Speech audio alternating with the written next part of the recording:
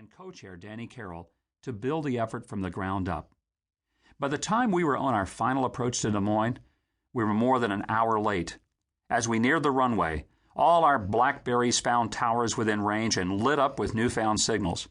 My BlackBerry is set to vibrate when I get a new message, and I can't recall ever having such an unbroken vibration. We were all racing to read what must have been some very urgent messages. The sight of the four of us frantically scrolling through the messages was a photo that Drake couldn't resist. So he took the digital camera that he kept in his pocket and snapped the first photo of literally thousands that would be taken that night of the man who had just won the Iowa caucuses. I was about the last person in America to learn the breaking news of the evening, that the Associated Press and most of the networks had declared me the winner of the caucuses. They had made the announcement while I was trying to find warmth inside my coat, my face pulled down and my shoulders hunched, flying over the frozen cornfields in a damp, dark turboprop airplane. Any fears that the BlackBerry messages might have been a hoax were erased when we saw the exuberant faces of the young staffers waiting at the airport. Throughout the campaign, one of our great challenges was trying to manage with far fewer staff members than was reasonable or realistic. It meant that all of our mostly young and inexperienced staff would be called on to do the task of several people.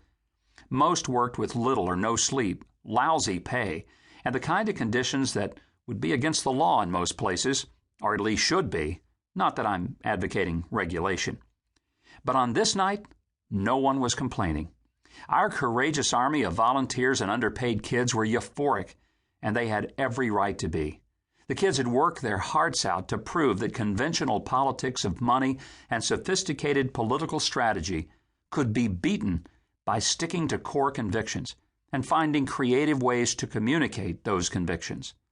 A bunch of unknown, ordinary people had beaten the best in the business. The look on their faces was true affirmation that we really were on our way to a victory party, even if we were a little late. By the time we arrived at the Des Moines Embassy Suites, the parking lot was overflowing and people were streaming into the large room that had been set up for the night. Friends and supporters from across the nation had come out to help, spreading throughout the state to speak at caucus events. Now they were returning from their assignments, and all of them were bringing reports of huge, enthusiastic crowds.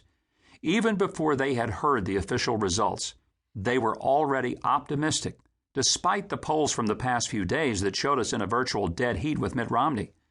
Actually, the dead heat had made us feel pretty good too, because Romney had outspent us by a margin of at least 15-1.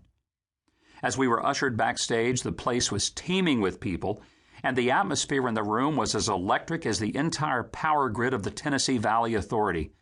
Chuck and Gina Norris were with us as we gathered in the narrow hallway, leading from a backstage door to the offstage area where we would wait to be introduced. And we waited. Why? Most campaigns try to coordinate the timing of when the candidate takes the stage for a victory or concession speech. It's pretty informal, following an unspoken and unwritten code of honor among most of the campaigns at the very highest levels.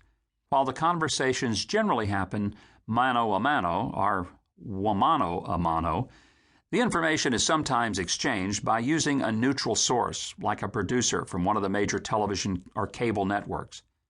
The goal is to avoid obscuring the coverage of someone's major announcement of victory or concession. It also serves to give way to those at the top of the vote, since it's pretty certain that if the candidate isn't the winner or the runner-up, he or she will be preempted by the one who is.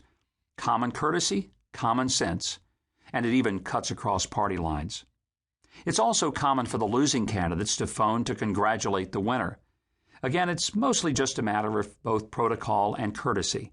Each candidate has a body guy who is at the candidate's side virtually at all times and carries everything from breath mints to a cell phone that only a few people have access to.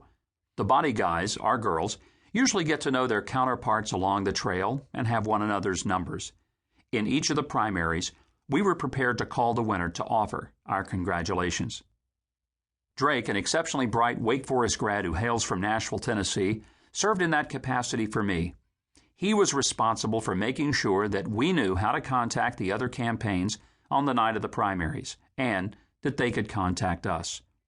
As the returns poured in, it was increasingly obvious that not only were we going to win, but that the